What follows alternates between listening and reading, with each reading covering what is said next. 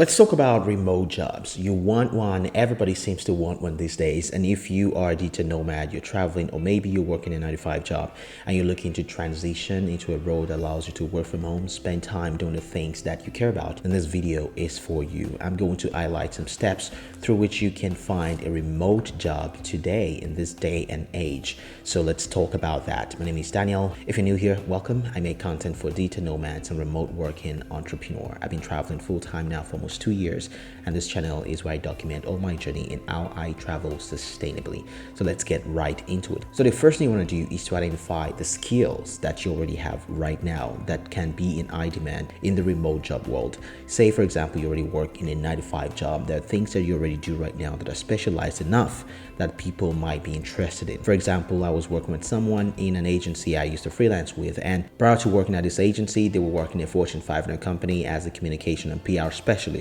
And they found a video online that says that they can become a copywriter if they already have that skill. So they took a few courses to brush up that skill, and 1 year later, they were the sole copywriter for this agency, a multi-million-dollar agency working from home, spending time with kids and doing the things that they love. So this is the first step to doing it. Next, if you don't have a skill, then you can go on platforms like Skillshare, Udemy, Coursera to take courses that allows you to learn something new within a few months or to brush up existing skills that you already have. Some of these courses are paid, some of them are free as well. So you can look on these platforms and see what works for you and what you might be interested in learning.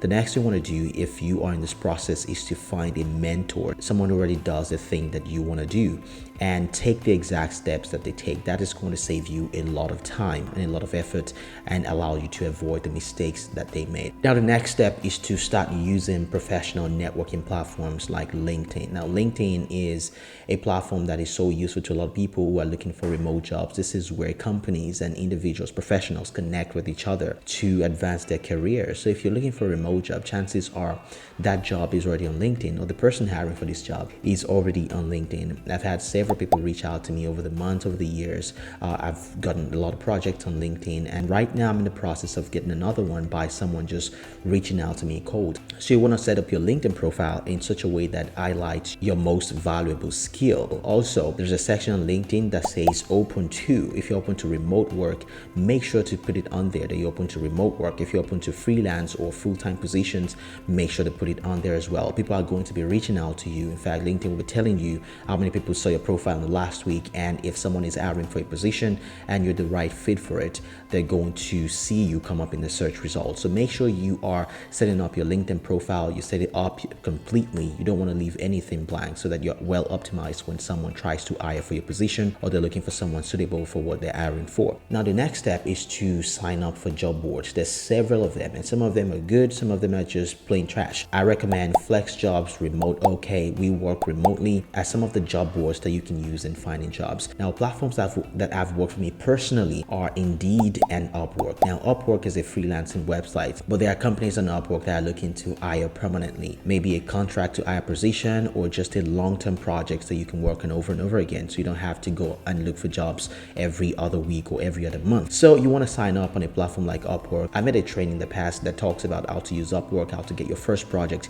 Of course, it's going to be really difficult at first because you don't have any reviews, you don't have any projects or any track record whatsoever. And these are the things that are important to anyone who's trying to hire on a platform like Upwork, because there's so many phonies out there. So you want to make sure that when you're just starting out, you're putting in the work. It's going to be a lot of work at first, I have to tell you that. When I first got started on Upwork, in a day I would send about 5 to 10 proposals. In a week I would have sent about 60 to 70 proposals. But in my first few days, I was able to land 2 freelance clients on Upwork, and I've only at that point sent out about 30 proposals. I've had like 2 interviews, and I got projects from those 2 interviews. Of course, these are going to be projects that are below ideal for what you can currently offer, but you want to make sure that you are taking any project that's going to at least give you some experience around to use the platform and use those projects to get some feedback. So you want to make sure you sign up for this website that I talked about, and Upwork is a great way to land your first freelance client. Now let's talk about the pros and cons of different work arrangements, a full-time position versus a freelance contract position. Now, if you have a full-time position, of course, it's a full full-time remote position, meaning you have a full-time job, just like you would go into the office, but at this time you're doing it from home. And if you have a freelance contract position, it means that you are always liable to be let go at any point in time. So you need to make sure you find the one that works for you. Right now, I am a freelance marketing strategist. I run my own business where I go into agencies and help them manage their clients as if they were my clients.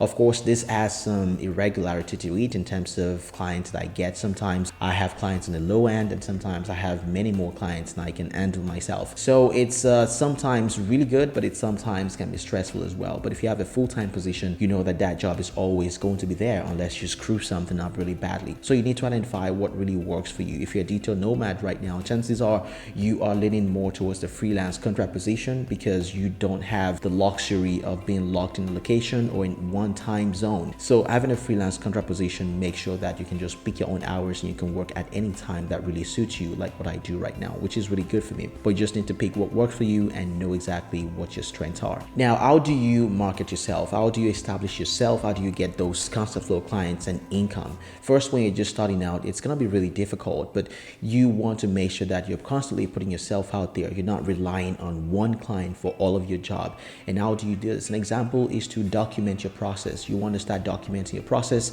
If you want to, say, get freelance writing positions, for example, I would recommend that you start something like a blog or a newsletter or something that allows you to really own your skill every day. And if potential employees ask for samples of your job, you can easily direct them to the things that you've done for your own personal projects if you don't already have client testimonials or anything of that sort. For example, if you want to start creating user-generated content for companies, a good way to do this would be to start creating content for yourself. And when companies want to know exactly what you can do and how you can help them, you can easily direct them to your own personal portfolio.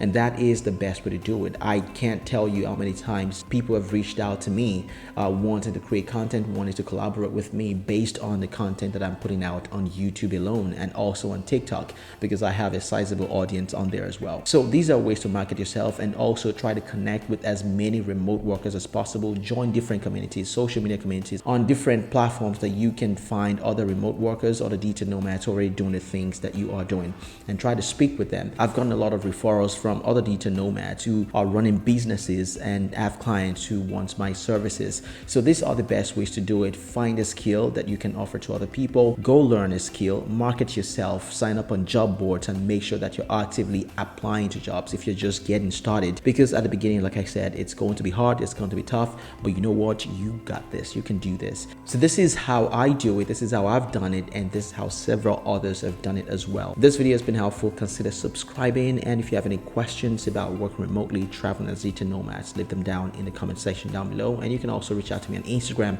If Daniel did, I'll leave it somewhere on the screen right here. Again, my name is Daniel, and I will see you in the next video.